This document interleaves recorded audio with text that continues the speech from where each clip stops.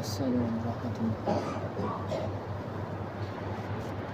الحمد لله رب العالمين والصلاة والسلام على سيد الأنبياء والمرسلين وعلى آله وأصحابه أجمعين أما بعد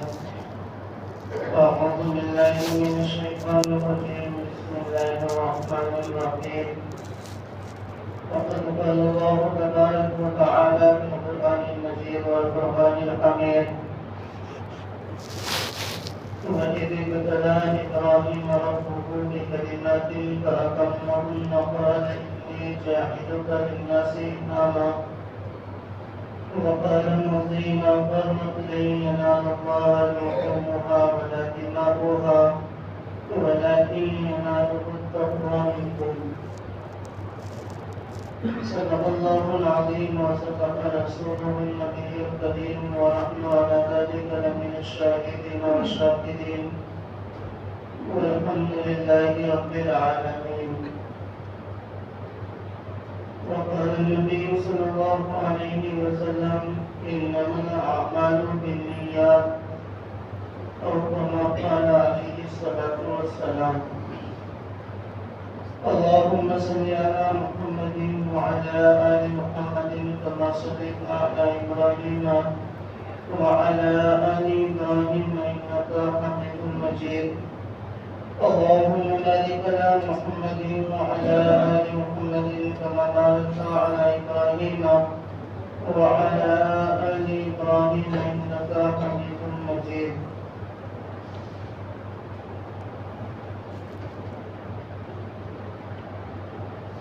قابل احترام بزرگوں اور نوجوان ساتھیوں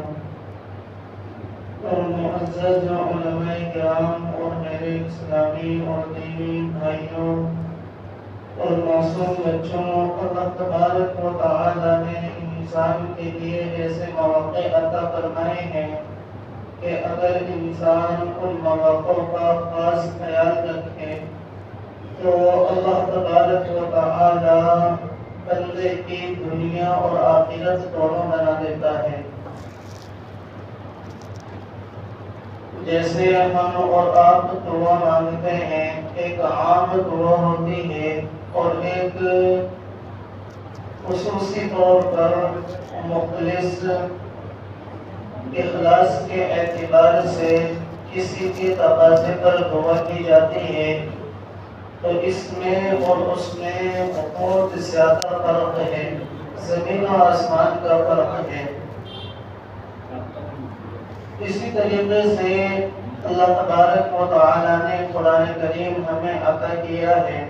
یہ رب کائنات کا کلام ہے۔ ہم اس پورے صحیفے کو ہاتھ میں لے کر اور اپنے سامنے رکھ کر اس کی تلاوت کریں، اور ایک انسان ہے کہ قرآن کریم کی چند آیتیں ہیں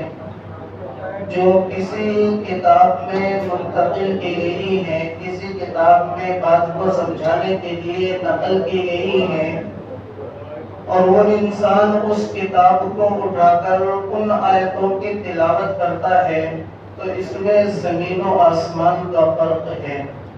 حالانکہ قرآن کریم کے الفاظ اور معنی کے اعتبار سے اس کتاب میں بھی وہی حیثیت رکھتا ہے اور قرآن کریم کے اندر بھی وہی حیثیت رکھتا ہے، لیکن یہ پورا کا پورا قرآن کریم ہے، اس کا دیکھنا بھی، اس کا چھونا بھی، اس کا سینے سے لگانا بھی، یہ تمام کی تمام اللہ تبارک و تعالی کے یہاں پر مقبول ہونے کی علامتیں ہیں۔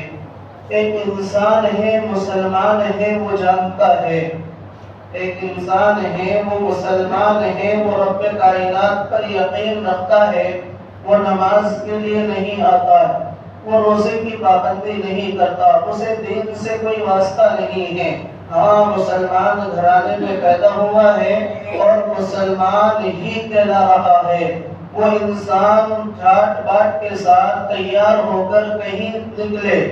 اور اس کے سامنے کوئی ایسا ورق، کوئی ایسا پرچہ نظر آئے جس پر قرآن کریم جیسے الفاظ لکھے ہوئے ہوں، عربی عربی کی تحریر اس میں لکھی ہوئی ہو، اسے نہیں پتا یہ قرآن کے الفاظ ہیں یا نہیں ہیں، اسے نہیں پتا یہ عربی میں کیا لکھا ہوا ہے، اسے نہیں پتا کہ اس کے اندر کیا چیزیں ہیں، لیکن اس کا ایمان جاگ اٹھتا ہے اور وہ اس پرچے کو عربی کے الفاظ سمجھ کر اٹھاتا ہے اور اسے اٹھا کر ایک مقام پر رکھ دیتا ہے، تو اس کا یہ عربی کے الفاظ کا قرآن کریم سمجھ کر اس کا عزت کرنا، اس کی توقیر اس کے دل میں آنا، اس کی عظمت اس کے دل میں آنا، یہ اللہ تبارک و تعالی کی طرف سے اس کے لیے مغفرت کا ذریعہ بن جاتا ہے۔ ایسے ہی اللہ تبارک و تعالی ہمیں اور آپ کو ایسے مواقع عطا فرماتے ہیں کہ اگر ان مواقع پر، جن موقع پر اللہ کے نبی صلی اللہ علیہ وسلم نے